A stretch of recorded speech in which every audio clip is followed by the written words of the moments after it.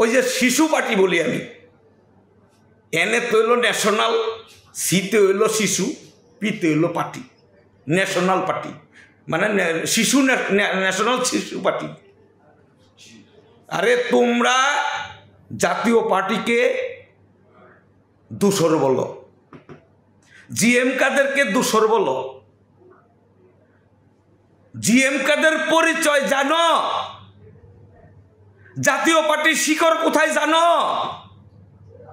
জাতীয় পার্টির কি আছে তোমরা জানো? তুমি কে?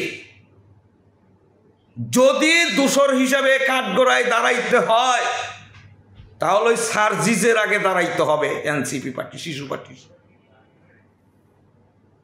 আব্দুল্লাহর দাঁড়াইতে হবে, ওই নাসির উদ্দিন পাটোয়ারির দাঁড়াইতে হবে। কি পার্টি ওইটা?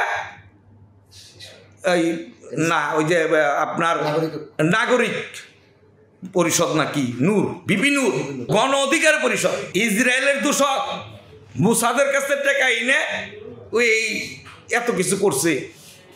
24-এর নির্বাচনের সময় আমাদের মাননীয় পার্টির চেয়ারম্যানের কাছে আসছিলেন, স্যার আমার একটা নমিনেশন দেন, আমি আপনাদের সাথে নির্বাচন করব। বাইরে গিয়ে টিভিতে সাক্ষাৎকার দিল, জিএম কাদের খুব ভালো মানুষ, চুন্নু সব খুব ভালো মানুষ। আর এত খারাপ হয়ে গেল গা, তার সম্বন্ধে তোমরা কথা বলো, সে যোগ্যতা তোমাদের আছে? আর দোষর যদি হইতে হয়, তুমি নুরু ওই শেখ মুজিবের মেয়েকে, বঙ্গবন্ধুর কন্যাকে আওয়ামী লীগের নেত্রীর পায়ে ধরে মা বইলা আসছ, মায়ের মতো স্বপ্ন দেখছ।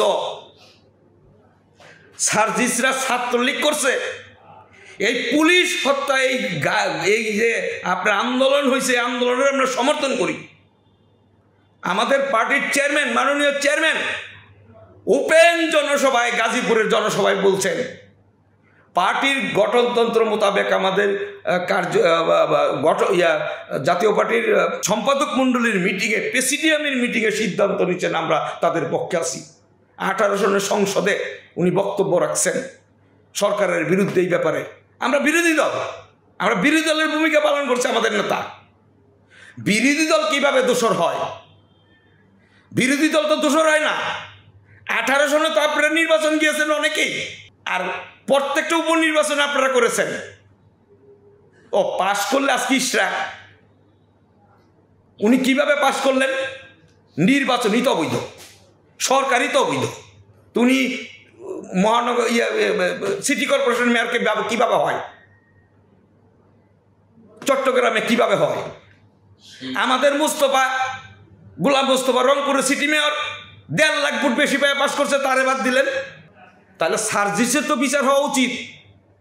এই 5 তারিখের পরে যে সমস্ত পুলিশ হত্যা হয়েছে, যে লোকগুলা মারা গেছে 5 তারিখের পরে, এদের সেই পুলিশ হত্যার দায় এদের নিতে হবে। সম্পদ লুট হয়েছে, মানুষের বাড়িঘর ভাঙচুর হয়েছে, বাড়িঘর লুটপাট করছে, এটার দায় দায়িত্ব ওদের নিতে হবে। ওরা দোষর।